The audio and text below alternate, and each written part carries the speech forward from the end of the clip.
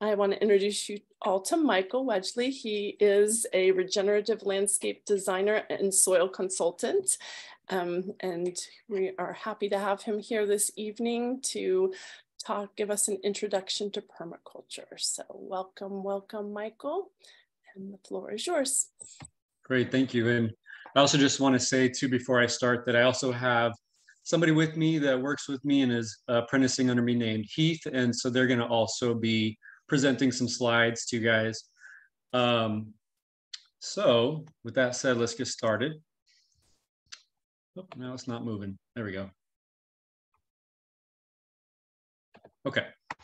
So yeah, welcome to our presentation, Designing with Nature. This will be an introduction into permaculture. And again, I'm Michael Wedgley. I'm just going to start a little bit by briefly giving you guys an idea of my background. So I'm a permaculture designer. And for those of you who don't yet know, permaculture is a method of design that utilizes the principles that we find in nature to create abundance with minimal inputs and maintenance. I'm also a water harvesting designer, which, believe it or not, is actually a certificate that you can obtain from the Watershed Management Group in Tucson, Arizona. And it covers things like rainwater catchment off of rooftops, rain gardens, and also maybe like rain tanks and things like that. I'm also a certified soil food web lab technician. And my work in soil is to help people establish a healthy soil microbiome in their soils to grow with nature and to completely eliminate all use of pesticides and herbicides, fertilizers of all kinds, while creating also the healthiest plants and food that's available on the planet. And I wanted to tell you guys also a little bit about how I became interested in this work. So in 2010, like many of you guys out there likely, I got hooked on those trendy documentaries like Food Matters, Food Inc., the Food Revolution with Jamie Oliver. And I learned about a lot of the sketchy dealings of the companies like Monsanto and how they're doing these GMOs and Frankenstein seeds, and but also the lawsuits that they bring against small scale farmers. And made me pretty ticked off. So I decided to start a company called Doorstep Farmers, and we delivered locally grown organic produce straight to people's homes. After about 8 years or so, ultimately, what was a warehouse business, I began to pivot towards more hands-on sustainability work. So I found an apprenticeship at Earth Dance Farm School, which is like the oldest organic farm west of the Mississippi in St. Louis. And I also got my first PDC out there. For those of you who don't know, that's a permaculture design certification course. And doing this work out there led to me becoming more and more passionate about topics like permaculture, rainwater catchment, and soil biology. And side note on that, by the way, soil biology is not just for nerds. It's one of the most fascinating subjects out there. And it provides a way out of the climate crisis that we're in. So, as well as also the most nutritious food on the planet. I found an amazing mentor by the name of Elaine Ingham. And now I am also a soil food web lab technician. Let's see. So just to talk a little bit more about Soilogical. So as I said, I started a business called Soilogical Biosolutions and Designs very recently. And we design and install permaculture gardens, food forests, low use and native gardens. And then we also do biological assessments of soil microbes and also applications too, to help people's soil microbiomes get more abundant. And I just think that all the information that we're going to present today is really valuable. I hope that all of you guys learned something. Hopefully we inspire you. And hopefully you see some amazing ways to grow in harmony with nature and perhaps take this information and continue on with it.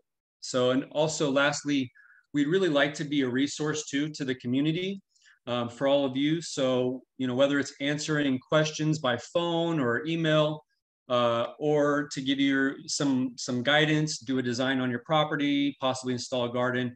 We just want to be a resource in whatever way we can for you to help you grow in abundance.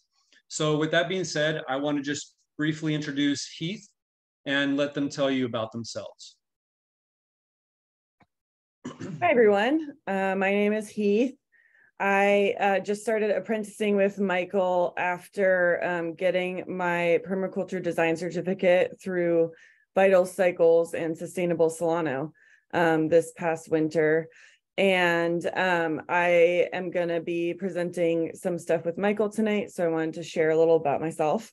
I have been working in and around food systems for a long time and environmental, basically the intersection of people with the natural environment. I got a master's from the University of Montana in environmental studies around food systems and community organizing. And then more recently got my permaculture design certificate. And in between that time, I worked on a handful of sustainable organic farms in the Santa Cruz and Watsonville area down south near Monterey, and also have some background in science communication and education. So my passion is really around connecting people with where their food and flowers and plants come from and really strengthening that relationship that we all have. We just don't often, a lot of us don't get to engage with it as often as we want to. Yeah, so I think, Michael, do you have the next slide? We're going to talk about permaculture. Yeah, if it'll just move for me. Hold on. Oh, there we go. Perfect.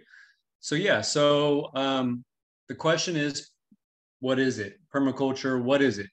So we want to just take a moment, now that everybody's probably here, if you could in the chat, maybe let us know where you're coming from. And when you hear the word permaculture, what do you know about it, or like maybe a word or a phrase that you feel like is associated with permaculture? We just kind of want to get an idea of where everybody's at and in general on this notion of permaculture. Permanent agriculture, says Kathleen. Nice, yes. Hopefully people are tuned in. Regeneration, yeah, definitely regenerative agriculture, those types of things. Anybody else?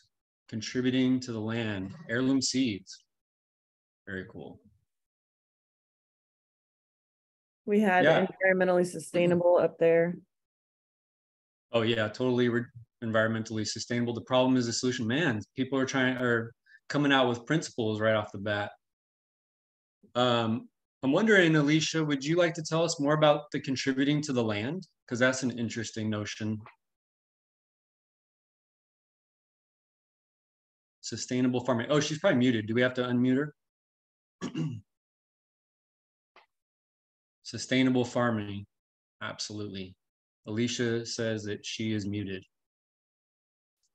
Yeah, we have everybody muted. Okay. The learning curve on how to figure out how to unmute each person. So all right, no worries. All right, that's good. They could do. Definitely. Perfect. So yeah, there's some great ideas in there about permaculture. And one of the things for me with permaculture is when I first started, I got asked this question a lot.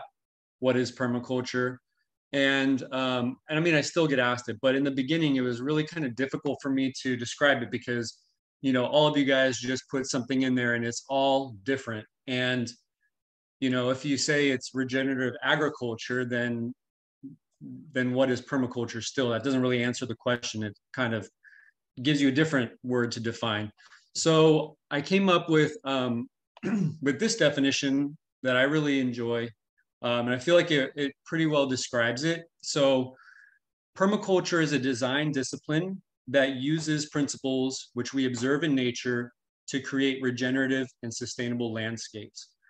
And these days, it's also being applied to like social systems, to corporate structures, like all sorts of things. So it started with regenerative and sustainable landscapes, but it's really growing. Also, it was created by a teacher and a student named Bill Mollison and David Holmgren in the 1970s in Australia. But an important part to note here is that they really drew inspiration from indigenous practices that have been going on for thousands of years. So they didn't develop something that wasn't already happening. They just kind of aggregated the information and maybe made it in a way that was more digestible to like our modern society. So hopefully that definition may help you guys if you ever tell people you're excited about permaculture and they're like, well, what is it? Hopefully that helps you to have some sort of a definition there. So I'm going to pass it back over to Heath, because it really wouldn't be permaculture without talking about the ethics and the principles. And so Heath is going to talk about the ethics and the principles for you. All right. Yeah. Permaculture can be a lot of things, but there are a few key foundational concepts, including the ethics and principles, and I am going to talk about them. So the ethics of permaculture, there are three of them. They're pretty simple: earth care, people care, and fair share. These ethics serve as a foundation for permaculture design. Anyone who's a permaculture designer and practices this sort of engaged philosophy is guided by these ethics. The first ethic is earth care, which recognizes the earth as a living system, and it recognizes that we have a responsibility to care for it, to be good stewards. It encourages us to work with nature rather than against it, and to really strive for ecological sustainability in everything that we're doing. The second ethic is people care. People are just as much a part of the environment, obviously, as anyone else. Human beings are integral to our ecological communities, and it really just cements in place the fact that we need to prioritize people's needs just as much as the needs of the natural systems around us, and to create ecological communities that can support people just as much.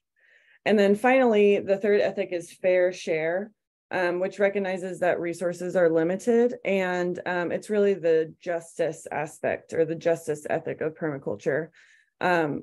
Resources are limited. We have to share them fairly, and the first two ethics really should result in an abundance. And fair share just reminds us that in order to practice permaculture fully, we need to take that abundance and redistribute it equitably, promote social and economic justice. So these three ethics really form a framework for designing and living in sustainable and regenerative systems, according to permaculture. And we really feel as permaculture practitioners that these ethics allow us to create a more regenerative and abundant and resilient world. Then we have the the principles, which are guided by the ethics. And I'm going to walk you through them as well. So these principles, there are many principles out there. These principles are pulled from Toby Hemingway's book, Gaia's Garden, which I would highly recommend if you're interested in any of this. He really collected his design principles into 10 main ones. And the first one starts with observation. There's an acronym called PATO, stands for protracted and thoughtful observation. And it really highlights that rather than taking action, rather than taking a quick glance at the situation and moving forward, we need to take a minute, take a season, take several seasons, and observe the place and the people and the organisms that are in the system that we're wanting to design for. That allows us to design for specific places and specific people and environments. The second principle of permaculture is to connect. We want to use, again, with specificity, we want to use the relative location of everything within the design to form connections and relationships between all the different parts of the design and different parts of the system. These connections and relationships basically form the foundation of a successful permaculture ecosystem. The more relationships and connections you have between the parts of the design, the more resilient and healthy your plants are going to be, your humans are going to be, the soil is going to be healthier. It's just a win-win, win-win-win all around. The third principle of permaculture is to catch and store energy and materials. So this really encourages us to think about what materials and resources are coming through the space that you're working with and how to capture those, how to identify, collect, and hold that energy. And when I say energy and materials, I'm talking about rain, sunlight. It could even be wind. It can be plant matter, like when the leaves fall off your tree. That's a resource that you can capture and keep in the system and cycle through the system. Michael has a great example of this. Yeah, so this idea of catch and store energy and materials, it's really driven home for me by thinking about the process and cycle of compost. So we start with this energy from the sun that's stored in plant material. And then through the process of composting, we can generate heat and produce another resource in that form of heat. You could put some pipes through the compost pile or something and run water through it, and you can get heated water. Then you're producing another resource in the form of compost. And with the proper application, that can hold more water better in our growing systems and produce healthier and more abundant plants, which ultimately then produces another yield in the form of even more robust compost in the future, increasing the cycle and how much you can continue to catch and store even more energy. So the fourth principle of permaculture is that each element supports many functions. So an element in your design could be a pond, a tree, a hillside, kind of like the photo on the slide. It's a part of the whole of the system. And when you're designing, you want to recognize that each element in a system can serve multiple purposes. You might have an element like a plant that only serves one function, maybe for food, but as often as possible, you can find plants and elements that have multiple functions and can really strengthen all of the relationships and connections that you're building in your system. And sort of the flip side of that is that each function, whether that's capturing water, capturing nutrients in the soil, building biomass, whatever the function is, you want to have multiple elements in your design that are supporting that function. And what that really does is it builds a lot of resiliency and strength into your system, because there's not just one element or plant that's providing, or animal that's providing the resource or the function that you're looking for. For example, if you have chickens and you want to feed them out of your yard, it makes way more sense to grow multiple different kinds of plants or have multiple different food sources. Maybe you're growing grubs, maybe you have some tree kale, but you want to have multiple sources to support the function of feeding your chickens. The sixth principle is that you want to make the least amount of change in the system for the greatest effect, which can be helped through thoughtful observation, but you want to figure out the least change for the greatest impact. And Michael's got a great example. Yeah, so to demonstrate this principle, I had a client that was really excited about rainwater harvesting for a pollinator garden. And her initial thought was to install a rain barrel, because of course the image of a rain barrel seems so regenerative and almost hip, right? And I sat with her and explained that in our climate, we only get rain for about 4 or 5 months out of the year, all at one time. The size of the rain barrel she would need to capture all of that water, even though she has just a medium-sized roof, would be like, she needed like a 20,000 gallon tank. And that would be to hold that water for 5 or 6 months until we got into the hot season, where then she would actually need to use it. So the least change in this situation was to just simply create a rain garden nearby her downspout. So it'd be then fed by her downspouts, which with the proper earthworks would disperse that water throughout her landscapes, sinking it into the ground where native plants can access it in a way that they are used to, since the water would soak into the ground in harmony with the natural local timing of the ecosystem. And then they would still be able to sustain through those dry summer months because they are also used to that cycle. So yeah, that in that way, that was the least change there for the greatest good. So the seventh principle is to use small scale intensive systems.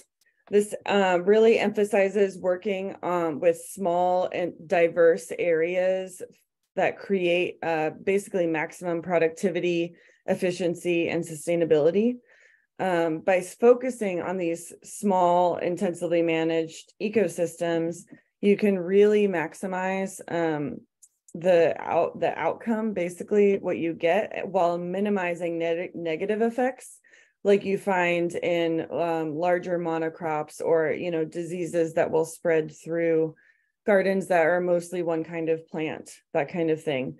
It harkens back to some of the earlier principles where the more connections and diversity you're creating, the stronger your system's going to be. And then the eighth principle is to optimize the edge. So the edge is basically the boundary or the intersection between two different ecosystems. For example, you can have a forest next to a garden. Say you have the forest at the back of your backyard garden. There are going to be different organisms and plants growing in each ecosystem. For example, you're going to get pests in your garden that won't survive in the forest, but they would love to stay in your safe garden and munch all your veggies. On the other hand, you've got predators in the forest that can actually come in and help you manage your pests. So there are things to think about when you're planning a design. You can consider where the edges are between the design and the other ecosystems and how you can benefit from that crossover. Those edges are where you're going to find the most diversity, the most relationships, and you can really benefit from taking that into consideration. The ninth principle is to collaborate with succession, which means that, we'll talk about succession for a second. It's basically the idea that things go through phases naturally, right? Like we don't stay the same age, neither do plants, trees, entire ecosystems move through cycles that we can predict and understand because we studied them. So if you look in gardens, in forests, even in soil, there are different stages of succession. And as practitioners of permaculture, we can work with those successions in ways that are super beneficial. And Michael has a super cool story about this. That's really nerdy. Yeah, well, it has to do with soil microbiology. So in soil microbiology, there's this thing that we call the fungal to bacteria ratio. And it does demonstrate a level of succession or a spectrum of succession. And on one end of the spectrum, we have bacterially dominated soil. So there's a lot of bacteria, not much fungi. On the opposite side, we have a lot of fungi. It's a fungally dominated soil, but we have less bacteria, not very little, but less bacteria, lots more fungi. And as we move through that spectrum, we actually can select for the types of plants that we want to grow. So if you consider that in bacterially dominated soils, we find those in some of like our grasslands and our prairies, places where we have more what some people might consider like weeds. And then on the other end of the spectrum, we've got this old growth forest, and that's where all the fungally dominated soil is. So if you move your soil from bacterially dominated, like most of our gardens are and our conventional agriculture, it's all bacterially dominated. We can actually move that ratio over to more fungally dominated and select the right soil for the type of plants we want to grow, which also selects against all the ones that we don't want, all those weeds that plague many of our soils. We can select against those by driving the fungal balance a little bit higher. So that basically, that's what I think about when I think about collaborating with succession, is thinking about that succession that the soil goes to towards all of it's trying to go towards being a old growth forest. So. And the 10th and final principle is to use biological and renewable resources. Yeah, and real quick on that, again, I go back to compost. It's a biological and renewable resource. And by using compost to provide your soil with nutrients, rather than using chemical pesticides, you're setting yourself up for success by ensuring you're creating a system that's renewable and regenerative. You'll always be able to make more compost for free. You might not always be able to afford the newest fertilizer or pesticide or GMO seed. And in addition, some of those types of things, like I believe it's phosphorus, is actually becoming a limited resource. So if you're dependent on using phosphorus for your soils rather than the soil microbiology, you may find yourself out of luck one day. Whereas by using soil microbiology and compost and all those regenerative resources, you'll be able to cycle nutrients and you'll never have to depend on anything outside of your own backyard. So these are the 10 principles that we really find useful, and they guide us literally every day that we're on the job. They provide basically a roadmap for designing and creating sustainable and regenerative systems, which again, none of these things are new. None of these ideas are new.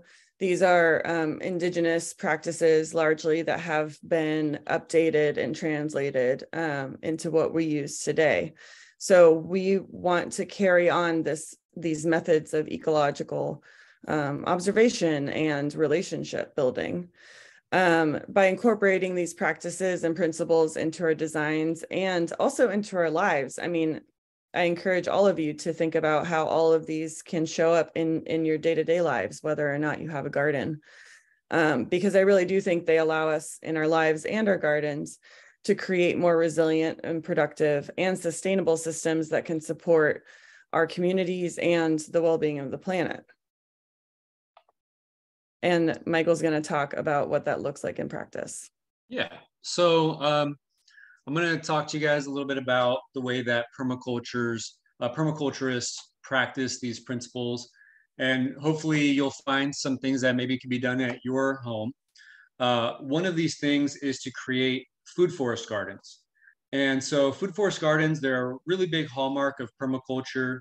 They're a way we can mimic principles that we have observed in nature and use them to create abundant, edible landscapes. And so this project here is a project that I did in Martinez. And the homeowners, they lived there for about 20 years, and they always wanted to do a garden. And so finally, after meeting me, they decided to do it. And now they have a beautiful place where they observe their son hanging out there afternoons, doing his homework outside rather than inside. And also they're able to get much of their fruits and vegetables that they eat from their garden. And in addition, it's also greatly supporting the local wildlife. And this is the property prior to us putting in the food forest garden. It's not too big, as you can see. And also in this middle picture here, can you guys see my cursor? Yeah, okay, cool. So in this middle picture over here, you can see that there was actually some pavers that we had to remove before we started the work. And then in this case, particular case, we actually enlisted the help of some of their friends in order to keep their labor costs lower. And you can see what we're doing here is we're actually digging trenches And in permaculture, we call them swales or basins. And we will eventually fill those swales with wood chips. And that will help to store water where fungi and other plants can put their roots in and thrive. And also wood chips are actually, they're a food for fungi as well. So the fungi will be able to thrive in there. Plant roots will be able to direct their roots in there to access water longer. And then over here in the corner, you can see that we actually used that dirt to build up this hillside in a different design they had done by another designer. That designer had put in stairs, and we were able to save them money and give it a more natural appeal or like feel by incorporating that into the pathway so that they can kind of meander up this hill to get up there and harvest more food up on the hillside. So yeah, so the idea on this whole design, we really wanted to bring the feeling of nature and you know, the forest into their backyard. And so here you can see where we've now filled in the landscape, those swales with those wood chips. And then this is the garden just 3 months after it was finished. A lot of the speed in which all these plants took off, I feel, can be attributed to the applications of the microbially rich compost that we extracted into a liquid, and then we watered the plants with it when we put the plants in. And then just a couple more pictures from this food forest garden. And then this is, you know, this is one of the cool things too about these ecosystems. It not only supports the family, but it also supports other creatures as well. These pictures were also taken from the property. So again, many elements support multiple functions. So then another way that we practice permaculture in our systems are through low water native pollinator gardens. And these gardens look beautiful. They support local pollinators that are critical to the success of our planet. And by using natives, again, going back to that story from earlier, we're ensuring that these plants are in harmony with the timing of our entire ecosystem. To give you guys a little anecdote, I was in Tucson for the rainwater harvesting certification that I did. And I was somewhat new to permaculture at the time. And I was completely gung-ho about food forests. Like if the plant didn't create food, I wasn't that interested, or if it didn't, you know, fix nitrogen or something, if it didn't serve some function like that, I wasn't really that interested in it. And then I learned about the native mesquite tree, which does provide food there. And it was food for the indigenous people for thousands of years. But in Arizona, there is a native mesquite tree, and they also have an imported non-native mesquite tree. And for one, the native variety thrived easily as its cycle was attuned with the environment there. It's, you know, it's rainy seasons and it's dry seasons, which meant that it didn't need as much supplemental irrigation to get it established. And by the way, when these gardens are combined with the water harvesting, which we'll discuss more, it can really be really powerful. But the thing that kind of turned me on then to natives from this is that I learned that not only was the native mesquite easily adapted to the environment, but it also was its cycles were attuned to the local season. So, and that meant that, like with local pollinators or migrating birds, they actually flowered to support insects on their migration, as well as it fruited at the right time for bird species and things like that to be able to also support its local migration. So whereas the other non-native ones, they were missing that timing. So they're really critical, the natives in our garden, and that just got me super excited for natives. In addition, let's see, the other non-native, oh shoot, I already went over that, sorry. So another popular thing that we do in permaculture is rainwater harvesting. So, you know, water is beautiful. It brings life. And we treat it in our current infrastructure as if it's a nuisance, and we try to usher it out to the oceans as quickly as possible through our storm drains and all those sorts of things, our sewers. Our solution really needs to pivot towards slowing that water down, inviting it to stay, spreading it over the earth, and sinking it into the ground to replenish our water tables, our aquifers, our streams, our rivers. And these are actually two different projects that we've done. And I'm going to talk more about the one project on the right here, as it was done with Sustainable Solano.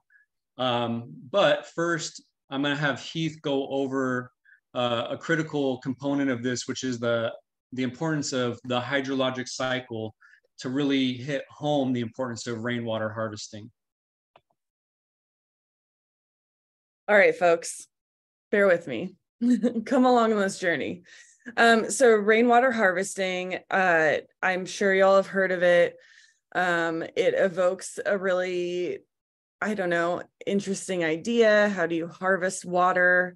Why harvest rainwater? So the foundation of why rainwater harvesting can make such a big difference lies in an understanding of the hydrologic cycle or the water cycle. We'll bring you back to 8th grade ecology for a second. And start off with the fact that I'll explain that between 60 and 90% of the precipitation, so the rain or snow or whatever else, the moisture that falls onto land is actually returned back to the atmosphere through something called evapotranspiration. So just stick that in your mind. Most of the water that falls onto the land, or moisture that falls onto the land, returns to the atmosphere through evapotranspiration. And evapotranspiration is part of the hydrologic cycle. So if you take a look at the water cycle graphic here, you can see the big arrow where the water evaporates out of the ocean. It travels through the atmosphere as clouds, condensates over mountains or land, and then precipitates back to the ground as snow or rain. And then we often think just about it going into the ground at that point, coming out through springs or going into the water table, or otherwise heading back to the ocean in a river or along the land. But a part of the cycle that can be really fragile and is also really essential is that arrow right in the middle that says evapotranspiration. So this is what happens when there's moisture in the ground or in plants. Plants contain a lot of water, right? Just like us. The water that evaporates off of the soil, or the water that plants actually exhale, which is part of a process called transpiration, which is part of the evapotranspiration. So plants actually exhale water vapor. It's sort of like breathing. They exhale some water vapor when they breathe, usually out through their leaves. And that's a process called transpiration. The evaporation part comes into play as the moisture is evaporating off of like the surface of soil. So the reason that this is so fragile is that if you pave over a park and put in a parking lot, if you have most of the land in an area covered with asphalt and roofs and buildings, you're literally covering up the surface of the earth that could otherwise be part of this evapotranspiration cycle. So you're basically taking away the potential for water to return to the atmosphere in that place. So when we plant plants, when we plant trees, when we create habitat where water can evapotranspirate off of the earth and out of the plants, then we're actually increasing the amount of water that's available in that place.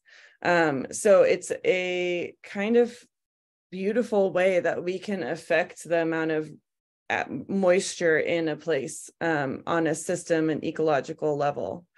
And so the more that we can combat, the asphalt and all of the cement that we have, and the more that we can slow water down and encourage it to evapotranspirate in our own place, the more we can increase the amount of water in our soils, the more we can become more drought tolerant in general. And Michael's gonna, again, illustrate how that works in practice. Yeah, so going back to that project from earlier, here you can see the process by which we're going to take the water that hits the roof of this house here, and we're going to basically dig out, and you can see them digging here. We're going to dig out these basins, and you can see how the water is supposed to flow from this rooftop into this, what will be a dugout basin. And then once that basin fills up, it's going to overflow into this one. And then it goes over, once this one fills up, it goes over to here, but it's labeled number 2 because this isn't like a third path for it. It just goes into that one. But then when these two fill up together, it then moves over into this one. And then when this one fills up, it actually will then go off just a little bit over here and go down into finally the storm drain, because we do need to design with 100-year floods in mind. So we don't want to cause any damage to the houses. So we want to make sure that we do get any excess rain in a crazy storm that's, like I said, once in 100 years to get off of the property. And in this picture, that actually happened. And this was like 3 weeks ago, or maybe it was like 4 or 5 weeks ago. It was when we had all those crazy rains, and it actually did. I mean, these basins are dug down like 4 feet, and it filled up from this little roof. It filled up, and it did overflow off of the driveway, and it worked wonderfully. And we captured thousands of gallons of water. And these are all native plants. Again, this is not, it's much more growing out already. So you can't see the plants that well right now. But these are all natives that this is when they want all the water. All the water we captured is going to go into the water table below. They're going to follow that water as it goes down, get their roots deeper and deeper, and then they'll be able to access the water for as long as they need it. So we usually, when we design native landscapes and we put those plants in, we usually say that you need to have it have some supplemental irrigation for the first 2 to 3 years to make sure that the plants can get established. But I don't know that they ever turned this on, because we did it like right at the end of fall, and the irrigation, and they're not going to need to turn on this irrigation. So what used to be a lawn that sucked a bunch of water for this HOA now is this beautiful natural landscape that will never need any supplemental irrigation. So another thing that permacultures use is we use a lot of gray water systems, and these systems take that valuable resource of water that's used to wash your laundry, to take showers, wash your hands, and it recycles it as water to irrigate plants. And the water is cleaned by our soils. You do want to use like a certain type of detergent, but the water ultimately is cleaned by our soils and the microbes in that soil, and then that water is moved back into our hydrologic cycle. These systems, they're really great for fruit trees, as the fruit trees need water more frequently than like natives do.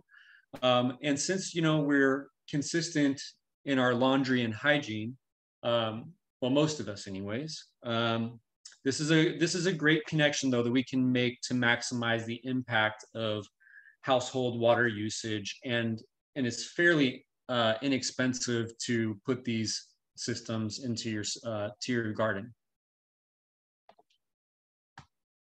So now, there are many other ways in which permaculture is used, but we do have to end it somewhere. And one of my favorite things is soil health. And so this is a perfect place for us to end our topics of discussion around permaculture. I won't be able to go too much into detail about it on the Soil Food Web, but I also do have a presentation that we did with Sustainable Solano a couple years back that's online, where I do go a little deeper into soil microbiology and how it can create abundant gardens. But essentially, to summarize it, by increasing the microbes in your soil, you increase the ability for water retention, nutrient cycling, and your plant's ability to create an amazing defense against pests and diseases. So the primary way we improve on this soil is by using what we call microbially rich compost and using it in various applications. And microbially rich is the important description, as not all compost is created equally. And I do, again, talk more about that online in the online presentation, but the short of it is that it needs to be kept aerobic, meaning that it doesn't go anaerobic like many composts do, including those composts that are sold in many of the stores. And also, you know, for sources of biologically complete compost or how to make it, I'll be doing a workshop, which I think is on that last slide here, but I'll be doing a workshop on April 22nd, also with Sustainable Solano on their Sustainable Backyard Tour. We'll be doing 2 demonstrations of us building these aerobic and hydrophilic, thermophilic compost piles, which means it's heat loving compost piles. We're going to be demonstrating that and going through that process at the garden that I also steward in Benicia. All right, so you have, though, this amazing compost, but now, like I've said before, it depends also on the way you apply it. So we have 3 application methods. The first one would be the direct application. So this can be done when prepping your beds. It can be done when you're putting in a new plant in the ground. When you're doing a transplant, you can throw some of your microbially rich compost into the hole. Also, you can just do a side dressing, put it on top. Ideally, you might cover it up with some mulch, but then watering it in to get the microbes to go down into the soil. The second way we do it is through compost extracts. And what we do with compost extracts is we take that compost, we put it into a paint strainer, and then we agitate the compost underwater, trying to basically tear the microbes off of the organic matter that's in the compost, and then sustaining the microbes in the water. And what we then do is we do some sort of a root drench where we're trying to take that now microbially rich water or this extract and get it down into the root zones where the microbes can be with the roots. Then the third method that we do is compost teas. And what's different about compost teas versus extracts is that we take that extract that we had, we add some food for the biology that's in there, and then we aerate it for around 24 to 48 hours, trying to give that compost time, or the extract or compost tea time to increase the amount of microbes that it has in it. So we're trying to let the microbes reproduce. In addition, what we're also trying to do is we're trying to allow the microbes time to form glues. So to think about this, if you think about your teeth and, you know, if maybe you haven't brushed them for the day and you kind of get some kind of a film on your teeth, that's the bacteria forming their glues to stick to your teeth. So that way, when you take a drink of water, they don't get flushed down into your digestive system. It's the same in the soil. They form the glues so that they can attach themselves to the organic matter in the soil or the minerals, but more importantly, to the roots of the plants. And so that way they don't get flushed past them. And so what we want to do is allow the microbes the time to form those glues. So that way, when we go and spray the foliage of the plants, then they are able to stick to the foliage and reproduce and create a protective barrier, which protects them from mold spores like or peach leaf curl, any other types of pathogens that could infect your plant. So we can actually mitigate those things like peach leaf curl and like end rot and things like that. And this is basically, again, how we are applying it to the foliage.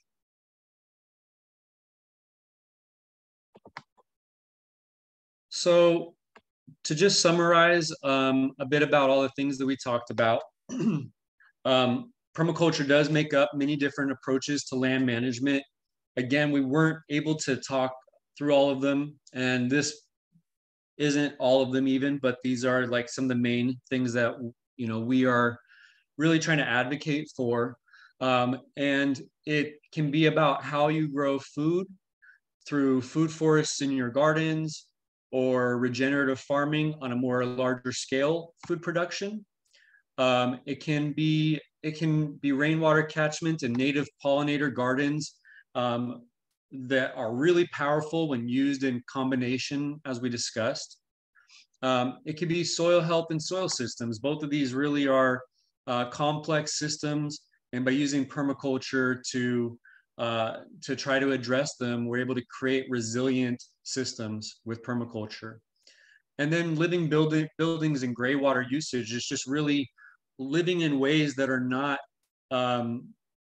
just basically using and using and using, but having living buildings that, instead of them being dead and needing us to bring water in, or to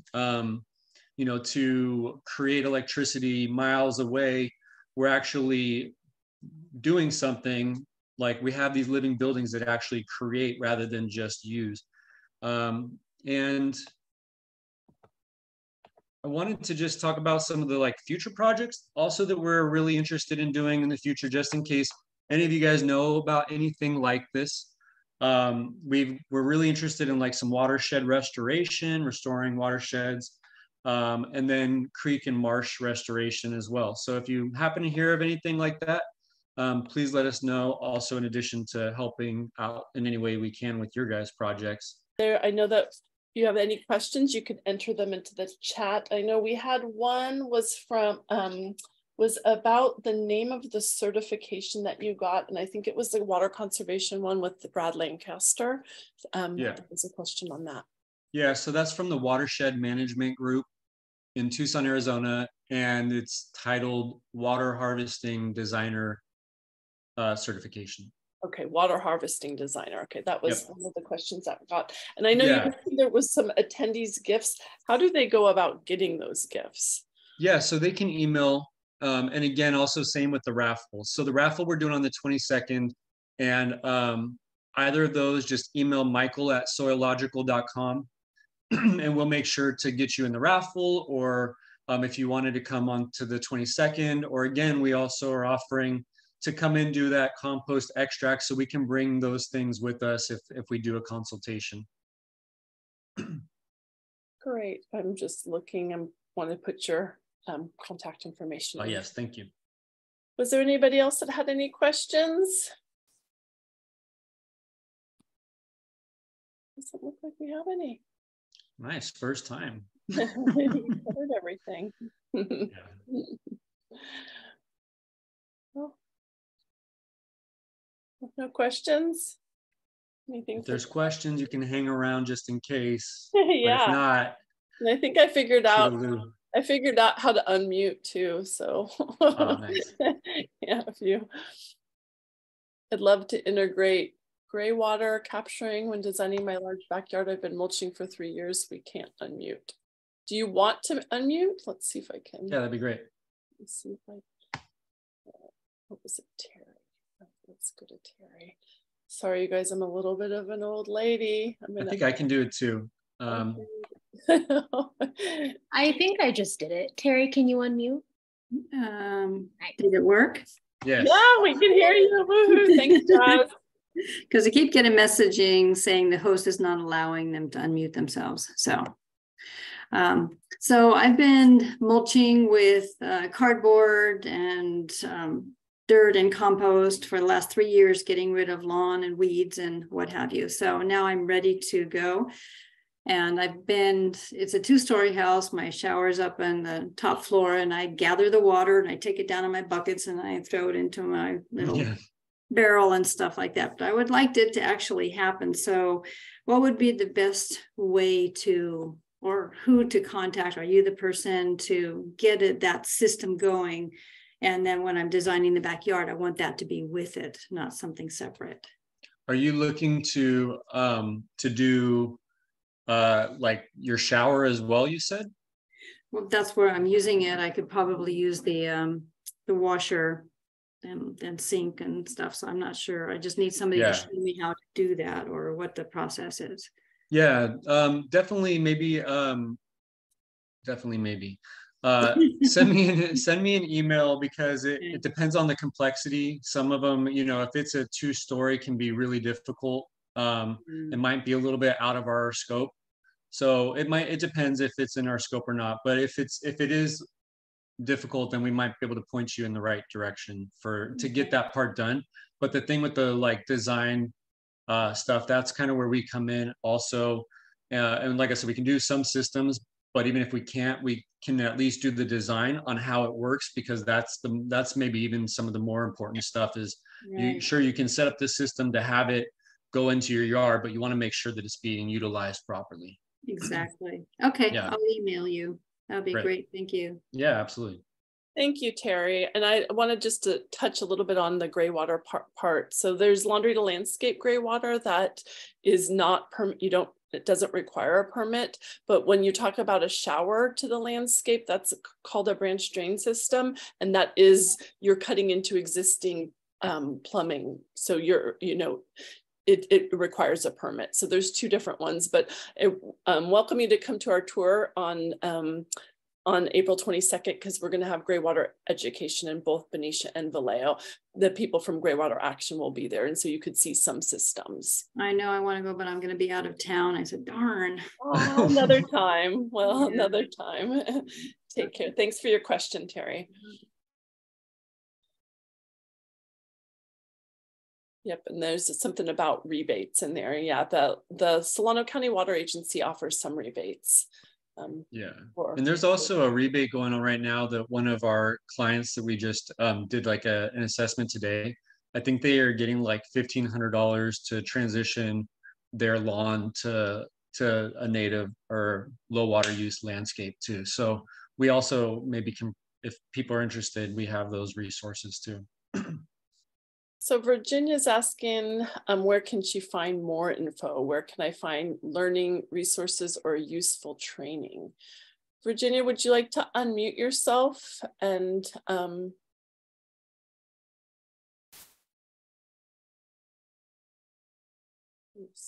we go. Can you hear me? Yeah, we can. Hi. Okay. Yeah, no, this is something that I had heard of permaculture before. It's you learn about it in 8th grade science, I think. But I had to change life directions, and I am caring for my mother at the moment, and she has a very large property that is very unmanageable the way that it is. However,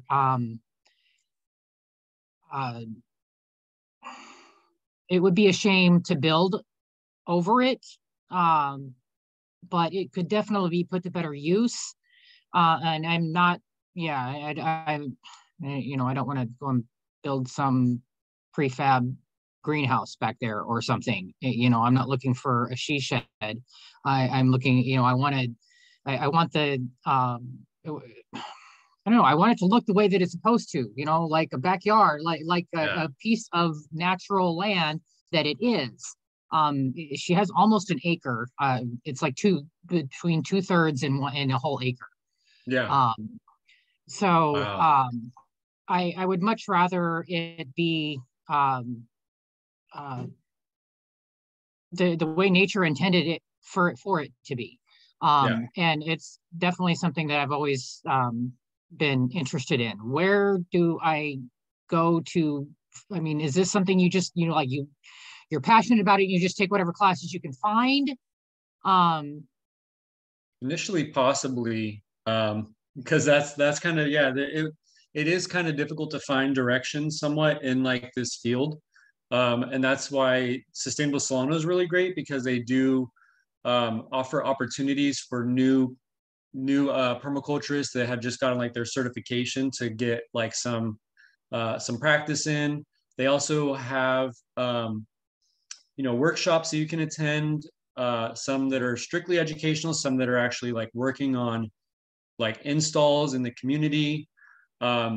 You can take a PDC, which also Sustainable Solano does PDCs if you're like really interested in permaculture and want to try to take it further, or just, some people do just take it just to learn how to do their own land.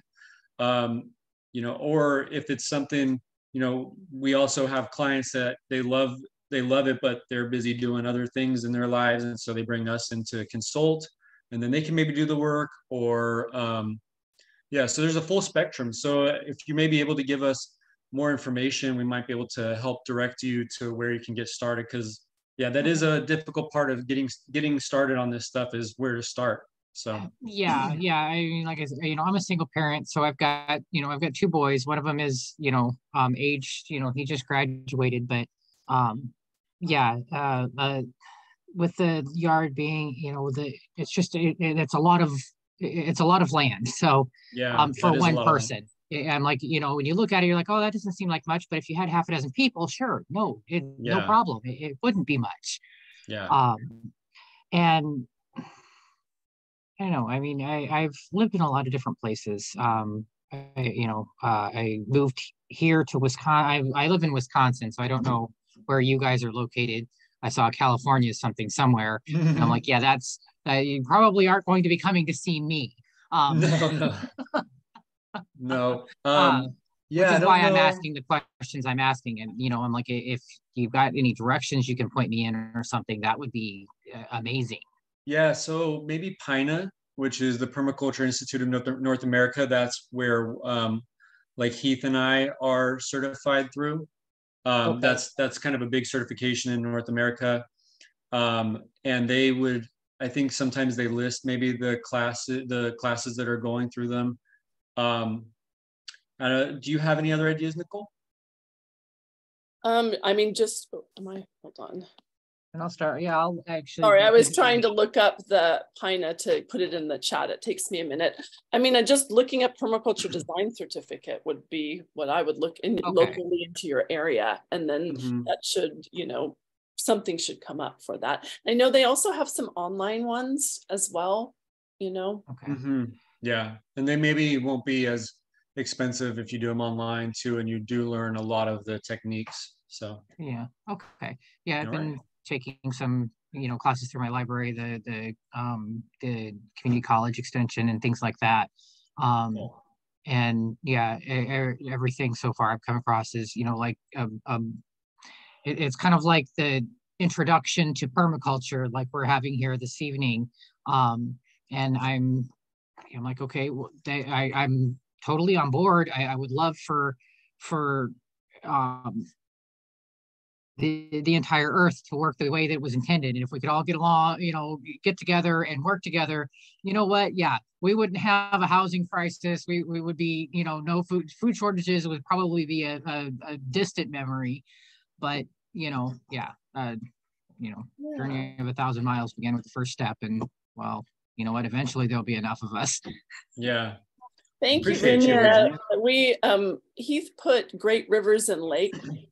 Okay, yeah, I see that. I'm trying to take notes as we're talking. And yeah, no, best of luck finding your next step. It'll be there. Just trust and put a little action forward and you'll find it. And thank you for being here. I love it that people from all over the country are here learning about this. And yes, thank you very much. Good luck. Thank you. And then I think there was another question in here just asking Frederica about that, do you offer consultation services, and maybe tell about maybe the areas that you do provide kind of consultation services, because we are local to Solano County. Yeah, so I mean, we do Solano County, Contra Costa County, we even do like Sonoma and Napa County. We have a client in Mill Valley, but I also have done some consultations. I don't know where you're at, but I have done some consultations like out of state. But it might be something like Zoom and Google Maps and pictures and things like that. So I did one like that for Utah. Oh, Contra Costa County. Yeah, I'm from Pleasant Hill. So I am very partial. I love Benicia, but I'm very partial to Contra Costa County. So love all the opportunities to get out there. Perfect. I will reach out to you by email then. Thank Great. you. You're welcome. I think as if there's anyone else that has a question. I don't think so. I think we got to all of them.